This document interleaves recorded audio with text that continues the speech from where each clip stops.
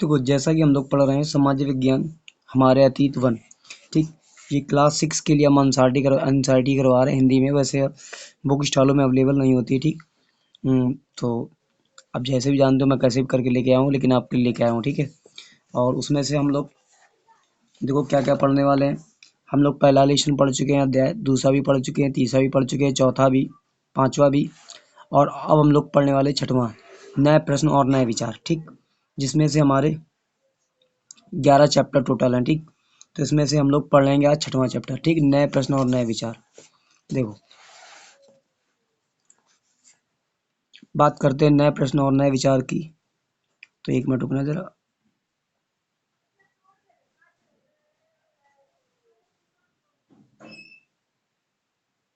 ठीक, देखो नए प्रश्न और नए विचार क्या कहते हैं। कह रहे अनगा निकली सैर पर। अनगा अनगा जब आज पहली बार अपने विद्यालय की ओर से सैर पर जा रही थी, उसके लिए उसने देर रात पूरे महाराष्ट्र से वाराणसी उत्तर प्रदेश की ट्रेन पकड़ी। देर रात में महाराष्ट्र वाराणसी उत्तर प्रदेश के लिए ट्रेन पकड़ी।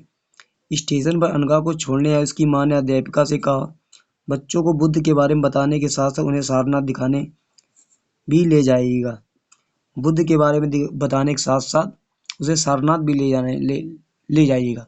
चलो अब देखो हम लोग पढ़ते हैं बुद्ध की कहानी। यहाँ से स्टार्ट करते हैं बुद्ध की कहानी। कह रहा बौद्ध धर्म के संस्थापक सिद्धार्थ थे। कौन थे? बौद्ध धर्म के संस्थापक सिद्धार्थ, जिन्हें बुद्ध के नाम से भी जाना जाता है ना। चलो ठीक, जिन्हें गौतम के नाम से भी जाना जाता था। उनका जन्म लगभग 2500 वर्ष पूर्व हुआ था। यह वह समय था जब लोगों के जीवन में तेजी से परिवर्तन हो रहे थे, जैसा कि तुमने अध्याय 5 में पढ़ा। माँ जनपदों कुछ राजा इस समय बहुत शक्तिशाली हो गए थे। हजारों सालों के बाद फिर से नगर उभर रहे थे। गांवों के जीवन में भी बदलाव आ रहा था, ठीक। ये अध्याय 9 में देखोगे। बहुत से विचारक इन परिवर्तनों को समझने का प्रयास कर रहे थे।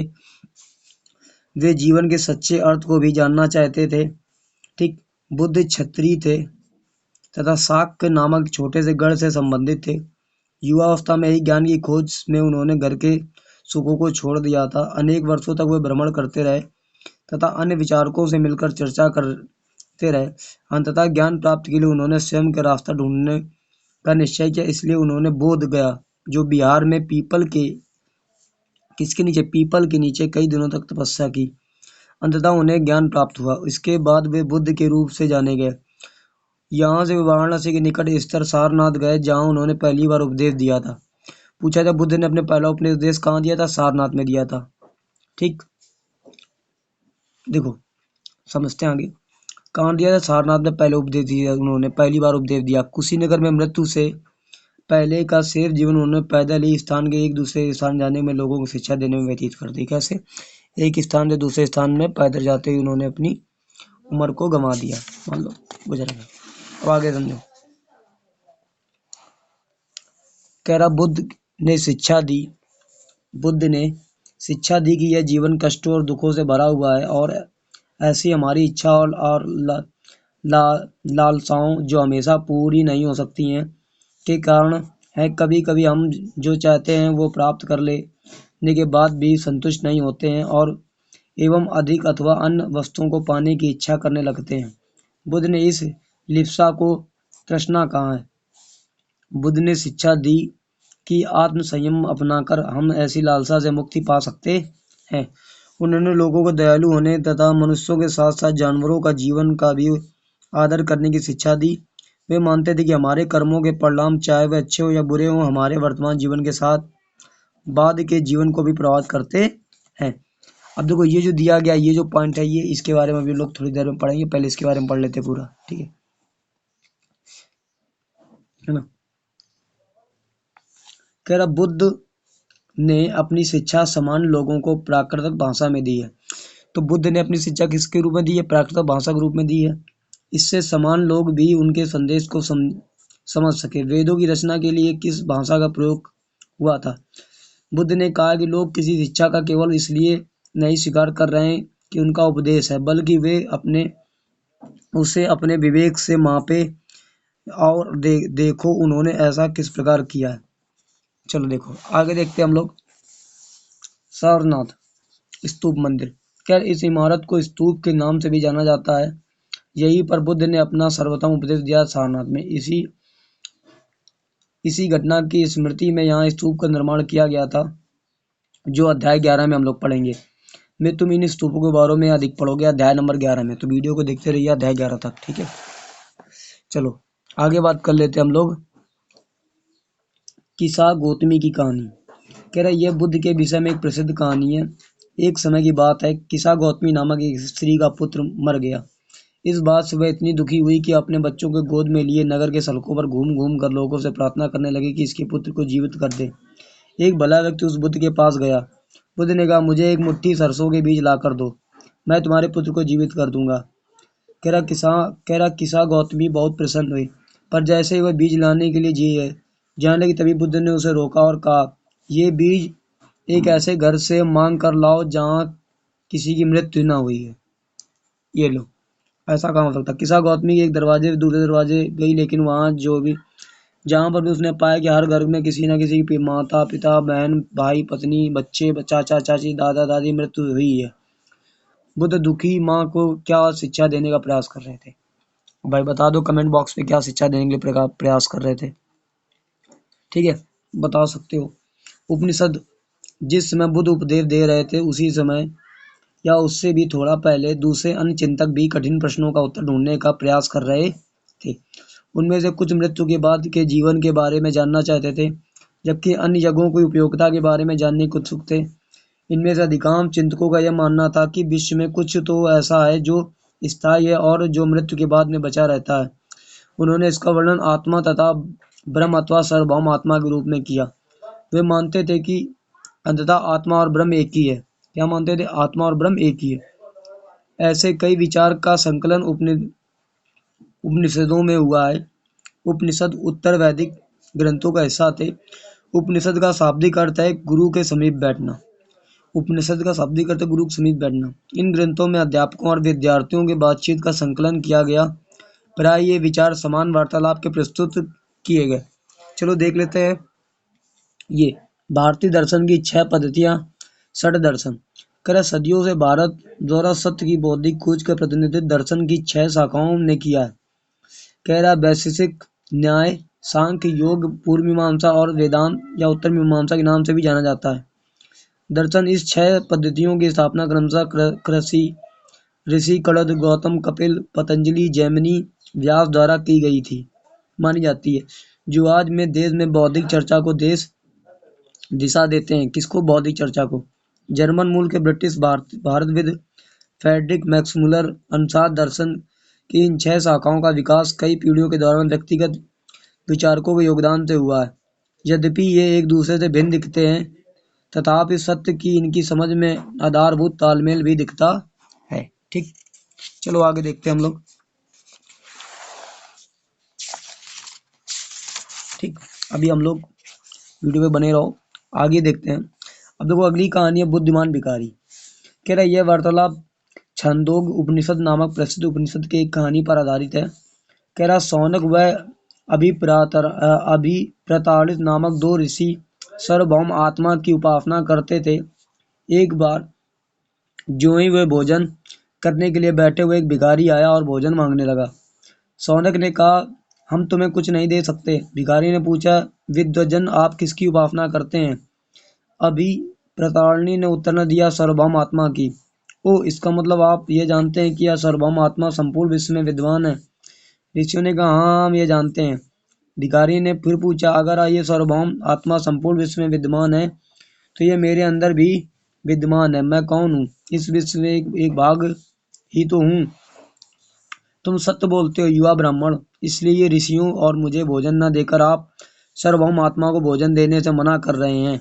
भिखारी की बात की कहानी सच्चाई जानकर ऋषियों ने उसे भोजन दे दिया। भिखारी ने भोजन पाने के ऋषियों से किस तरह मनाया, तो ये भी आप देख सकते हो। इसमें चर्चा में क्वेश्चन दिया गया है, तो आप चर्चा कर सकते हो इस पर। देखो, कह रहे इन चर्चाओं में भाग लेने वाले अधिकांश पुरुष ब्राह्मण राजा होते थे। कभी कभी गार्गी जैसी स्त्री विचारकों का भी उल्लेख मिलता है। विद्वता के लिए प्रसिद्ध गार्गी राज दरबारों में होने वाले वाद विवाद में भाग लिया करती थी। निर्धन व्यक्ति इस तरह के वाद विवाद में बहुत कम ही हिस्सा लेते थे, क्योंकि भाई निर्धन होंगे, गरीब होंगे तो कहाँ हिस्सा लेंगे। इस तरह के प्रसिद्ध अपवाद सत्यकाम जावाल का है। सत्यकाम जावाल का नाम उसकी दासी माँ के नाम पर पड़ा। सत्यकाम के मन में सत्य जानने की तीव्र जिज्ञासा उत्पन्न हुई। गौतम नामक एक ब्राह्मण ने उन्हें अपने विद्यार्थी के रूप में स्वीकार किया तथा वह अपने समय के सबसे सर्वाधिक प्रसिद्ध विचारकों में से एक बन गए। उपनिषदों के कई विचारों का विकास बाद में प्रसिद्ध विचारक शंकराचार्य के द्वारा किया गया, जिनके बारे में तुम कक्षा 7 में पढ़ोगी। ठीक, ये अध्याय 6 है। उसके बाद 7वें में इसी की जो अगला चैप्टर है उसके बारे में हम लोग पढ़ेंगे भी।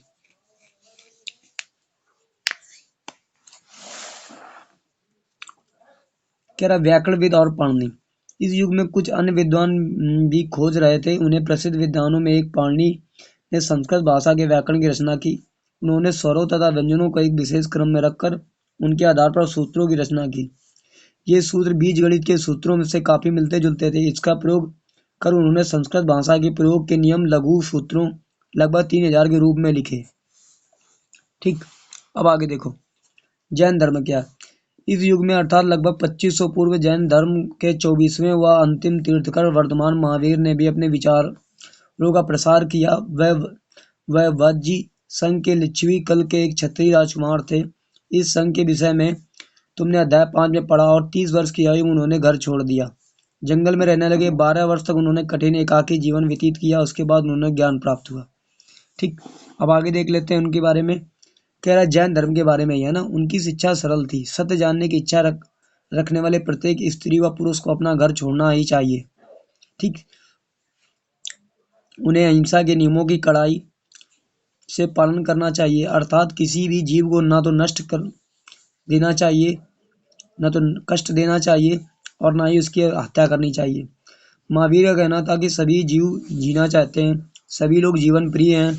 महावीर ने अपनी शिक्षा प्राकृत में दी है। यही कारण है कि साधारण जन भी उनके तथा उनके अनुयायियों की शिक्षाओं को समझ सकें।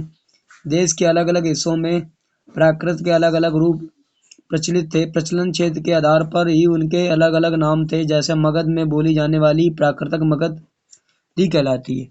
देखो, मगध में बोली जाने वाली प्राकृतक मागधी ही कहलाती है। ठीक, कह रहा जैन नाम से जाने गए महावीर के अनुयायियों को भोजन के लिए भिक्षा मांगकर सदा जीवन बिताना होता था।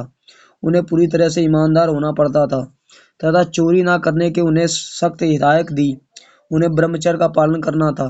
पुरुषों को वस्त्रों सहित सब कुछ त्याग देना पड़ता था। ठीक, मतलब वस्त्रों सहित सब कुछ त्याग देना, ब्रह्मचर्य का पालन करना पड़ता। भाई बहुत कठिन होता ब्रह्मचर्य। जितने लोग वीडियो देख रहे हो कमेंट करके बताओ कौन कौन इसमें ब्रह्मचर्य का पालन कर सकता है, नहीं कर सकते हो। जैन की बात कर लो। जैन शब्द जिन शब्द से मिलकर बना, जिसका अर्थ है विजेता। तो याद रखना जैन का मतलब होता है विजेता और जिन का मतलब भी क्या होता है, विजेता। कह रहा महावीर के लिए जिन शब्द का प्रयोग क्यों हुआ, या आप क्वेश्चन बताना कमेंट बॉक्स में। कह रहा अधिकांश व्यक्तियों के लिए ऐसे कड़े नियमों का पालन करना बहुत कठिन था। फिर भी हजारों व्यक्तियों ने इस नई जीवन शैली को जानने और सीखने के लिए अपने घरों को छोड़ दिया। कई अपने घरों पर ही रहे और कई भिक्षुणी बने लोगों को भोजन प्रदान कर उनकी सहायता करते रहे। मुख्यतः व्यापारियों ने जैन धर्म का समर्थन किया। किसानों के लिए इन नियमों का पालन अत्यंत कठिन था, क्योंकि फसल की रक्षा करने के लिए उन्हें कीड़े मकोड़ों का भी मारना पड़ता था। बाद की सदियों में जैन धर्म उत्तर भारत के कई हिस्सों के साथ साथ गुजरात, तमिलनाडु, कर्नाटक में भी फैल गया। महावीर तथा अनेक अनुयायियों की शिक्षाएं कई शक्तिशाली तक मौखिक रूप में ही रहीं। वर्तमान रूप में उपलब्ध जैन धर्म की शिक्षाएं लगभग 1500 वर्ष पूर्व गुजरात के वल्लभी नामक स्थायी वर्ष पर लिखी गई थी, जो मानचित्र 7 प्रश्न नंबर 105 में हम लोग आगे देखेंगे। ठीक है, अब देख लो संघ के बारे में क्या लिखा है। संघ क्या होता है। ठीक है, कह रहा महावीर तथा बुद्ध दोनों का ही मानना था कि घर का त्याग करने पर ही सच्चे ज्ञान की प्राप्ति हो सकती है। वाकई में जब आप घर त्यागोगे तभी आपको ज्ञान की प्राप्ति होगी। घर में बैठे बैठे सब कुछ आदि बुरी आदतें आ जाती है, क्योंकि सब कुछ मिल रहा होता है बैठे बैठे खाने के लिए। ऐसे लोगों के लिए उन्होंने संघ नामक संगठन बनाया, जहाँ पर घर का त्याग करने वाले लोग एक साथ ही रह सके। संघ में रहने वाले बौद्ध भिक्षुओं के लिए बनाए गए नियम विनय पिटक नामक ग्रंथ में मिलते हैं। विनय पिटक से हमें पता चलता है कि संघ में पुरुषों और स्त्रियों के रहने की अलग अलग व्यवस्था थी। ठीक, सभी व्यक्ति संघ में प्रवेश ले सकते थे। हालांकि संघ में प्रवेश के लिए बच्चों को अपने माता पिता में से, दासों को अपने स्वामी से, राजा के यहाँ काम करने वाले लोगों को राजा से थी तथा कर्जदारों को अपने देनदारों की अनुमति लेना होती है। एक स्त्री को इसके लिए अपने पति की अनुमति लेनी होती थी। ठीक, बहुत से ऐसे कठिन काम होते हैं संघ में जो बहुत करने पड़ते थे। संघ में प्रवेश लेने वाले स्त्री पुरुष बहुत सादा जीवन जीते थे। वे अपना अधिकांश समय ध्यान करने में बिताते थे और दिन के एक निश्चित समय में वे शहरों और गांवों में जाकर भिक्षा मांगते थे। यही कारण कि उन्हें भिक्षु तथा भिक्षुणु, साधु भिखारियों के लिए प्राकृतिक शब्द कहा गया। वे आम लोगों को शिक्षा देते थे और साथ एक दूसरे की सहायता भी करते थे। ठीक, कह रहे किसी तरह अपनी आपसी लड़ाई का निपटारा करने के लिए वे प्रायः बैठकों भी किया करते थे, जैसे पंचायत। कह रहा संघ में प्रवेश लेने वाले ब्राह्मण, क्षत्रिय, व्यापारी, मजदूर, नाई, गणिकाएं तथा दास शामिल थे। इनमें से कई लोगों ने बुद्ध की भिक्षाओं के विषय में लिखा तथा कुछ लोगों ने संघ में जीवन के लिए विषय में सुंदर कविताओं की रचना की। अब इसकी बात कर लेते हैं। अब आगे ये जो पहाड़ी जैसा दिखाई दे रहा है ना, इसके बारे में भी ऊपर हम लोग इसकी बात इसको पढ़ेंगे। ये जो दिया गया है इसको पूरा पॉइंट। अब दिया बिहार क्या है, देखो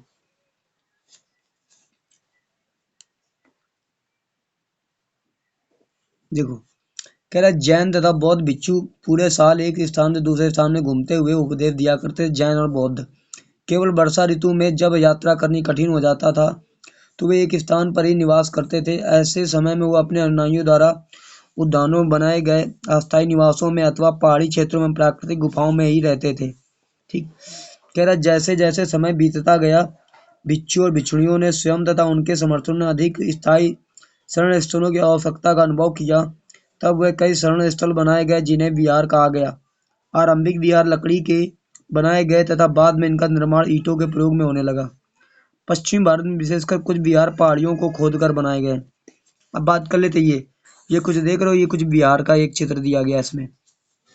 कह रहा पहाड़ी को काट कर बनाई गई एक गुफा, ये कार्ल वर्तमान महाराष्ट्र में स्थित एक गुफा में है।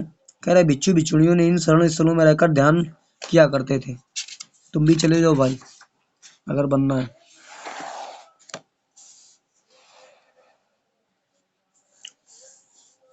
कह रहा एक बौद्ध ग्रंथ से ज्ञात होता है, जिस तरह महासागरों में मिलने पर नदियों की अलग अलग पहचान समाप्त हो जाती है, ठीक उसी तरह बौद्ध के अनुयायी जब भिक्षुणियों को श्रेणी में प्रवेश करते हैं तो अपना वर्ण, श्रेणी और परिवार सब त्याग देते हैं। प्रायः किसी धनी व्यापारी, राजा अथवा भूस्वामी द्वारा दान में दी गई भूमि पर विहार का निर्माण होता था। स्थानीय व्यक्ति भिक्षु भिक्षुणियों के लिए भोजन और वस्त्र, दवाइयाँ लेकर आते थे, जिसके बदले ये भिक्षु और भिक्षुणियों लोगों को शिक्षा देते थे। आगे आने वाली और शताब्दियों में बौद्ध धर्म उपमहाद्वीपों के विभिन्न हिस्सों के साथ साथ बाहरी क्षेत्रों में भी फैल गया। यह अध्याय 9 में तुम इसके बारे में अधिक पढ़ोगे। चलो कोई बात नहीं। कह रहा आश्रम व्यवस्था क्या है, देखो आश्रम और व्यवस्था के बारे में हम लोग पढ़ते हैं। कह रहा है जैन तथा बौद्ध धर्म जिस समय लोकप्रिय हो रहे थे लगभग उसी समय ब्राह्मणों ने आश्रम व्यवस्था का विकास किया। यहाँ आश्रम शब्द तात्पर्य लोगों द्वारा रहने तथा ध्यान करने के लिए प्रयोग में लाने वाले स्थान से नहीं है, बल्कि इसका तात्पर्य जीवन के एक चरण से है। आश्रम शब्द का मतलब एक जीवन के चरण से। ब्रह्मचर्य, गृहस्थ, वानप्रस्थ, संन्यास नामक 4 आश्रमों की व्यवस्था की गई। कौन कौन से? ब्रह्मचर्य, गृहस्थ, वानप्रस्थ और संन्यास। ब्रह्मचर्य के अंतर्गत ब्राह्मण, क्षत्रिय, वैश्य से अपेक्षा की जाती थी। इस चरण के दौरान से वे सदा जीवन बिताकर वेदों का अध्ययन करेंगे। कह रहा गृहस्थ आश्रम के अंतर्गत उन्हें विवाह कर एक गृहस्थ के रूप में रहना होता था। वानप्रस्थ के अंतर्गत उन्हें जंगल में रहकर साधना करनी थी तथा उन्हें सब कुछ त्याग कर सन्यासी बन जाना था। आश्रम व्यवस्था ने लोगों को अपने जीवन के कुछ हिस्सा ध्यान में लगाने पर बल दिया। प्रायः स्त्रियों को वेद पढ़ने की अनुमति नहीं थी और उन्हें अपने पतियों द्वारा पालन किए जाने वाले आश्रमों का ही अनुसरण करना ही होता था। कह रहा संघ के जीवन से आश्रमों की यह व्यवस्था किस तरह भिन्न थी? किन किन वर्णों का उल्लेख हुआ है? क्या सभी 4 वर्णों का आश्रम व्यवस्था अपनाने की अनुमति थी? चलो देखते हैं, आगे हम लोग पढ़ते हैं। अन्यत एटलस में ईरान ढूंढो। कह रहा जरथुस्त्र एक ईरानी पैगंबर थे। कौन? जरथुस्त्र एक ईरानी पैगंबर थे। इनकी शिक्षाओं का संकलन जैन अवेस्ता नामक ग्रंथ में मिलता है। जैन अवेस्ता की भाषा तथा इसमें वर्णित रीति रिवाज वेदों की भाषा और रीति रिवाजों से काफी मिलते जुलते थे। जरथुस्त्र का मूल शिक्षा का सूत्र है सद्विचार सद्वचन सद्कार। हे ईश्वर, बल सत्य प्रधानता एवं सद्विचार प्रदान कीजिए, जिनके जरिए हम शांति बना सकें। 1000 से अधिक वर्षों तक जरथुस्त्रवाद ईरान का एक प्रमुख धर्म रहा। बाद में कुछ जरथुस्त्रवादी ईरान से आकर गुजरात और महाराष्ट्र के तटीय नगरों में बस गए। वे लोग ही आज ही पारसियों के पूर्वज थे। कौन? ये जो तुम्हारे जरथुस्त्रवादी ईरान से आकर गुजरात और महाराष्ट्र के तटीय नगरों में बस गए, वे लोग आज के पारसियों के पूर्वज थे। पारसियों के पूर्वज थे। ठीक है। कह रहा कल्पना करो लगभग तुम 2500 पूर्व एक उपदेश सुनने के जानना चाहती हो। मतलब 2500 पूर्व का एक उपदेश। ठीक। तो वहां जाने की अनुमति लेने के लिए तुम माता पिता कैसे सहमत करोगी? चलो, इसमें से कुछ उपयोगी शब्द हैं, आपको क्या करना, पढ़ लेना है अच्छे से। तृष्णा, प्राकृत, आत्मा, ब्रह्म, उपनिषद, जैन, अहिंसा, भिक्षु, संघ, विहार, आश्रम। और इसमें से आओ याद करें, कुछ ये क्वेश्चन दिए गए हैं, इनमें से आपको पढ़ लेना है। ठीक है। बुद्ध ने पशु बलि को बढ़ावा दिया, ऐसा कुछ नहीं। बुद्ध द्वारा प्रथम उपदेश सारनाथ में देने के कारण इस जगह का बहुत महत्व है। हाँ, सारनाथ में ही तो ये दिया था ना। तो इस तरीके से आप पढ़ सकते हो। आगे देखो,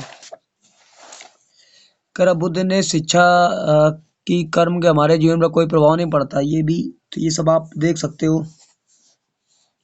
ठीक। नीचे आओ, चर्चा करें, आओ करके सीखें। ये कुछ क्वेश्चन दिए गए, आप चाहो तो इसमें कर सकते हो आप प्रैक्टिस वगैरह। ठीक है। तो देखो, इसमें क्या करना है, आपको कुछ महत्वपूर्ण तिथियों के बारे में पढ़ लेना है। कह रहा उपनिषदों के विचारक जैन महावीर तथा बुद्ध लगभग 2500 वर्ष पूर्व। ठीक। और उसके बाद क्या है, जैन ग्रंथों का लेखन लगभग 1500 वर्ष पहले किया गया था। उपनिषदों का विचारक जैन महावीर तथा बुद्ध लगभग 2500 वर्ष पूर्व थे और जैन ग्रंथों का लेखन लगभग 1500 वर्ष पूर्व था। इसका तुम्हें आपको पढ़ना है। ठीक। अब एक चीज मेरी बात समझो, ये हमने 6 अध्याय पूरा कंप्लीट कर लिया है वीडियो। उसके बाद हम लोग आएंगे 7वें अध्याय में। तो 7वें अध्याय के लिए आप लोग को क्या करना पड़ेगा, आपको पहली video, first, second, third, fourth और फिफ्थ और 6th वीडियो को आपको पूरी देख लेनी अच्छे से, तभी आपको सीटेट एग्जाम क्रैक कर दोगे। ठीक है। पूरे नंबर आएंगे। ठीक। उसके लिए वीडियो पे बने रहो। ठीक है।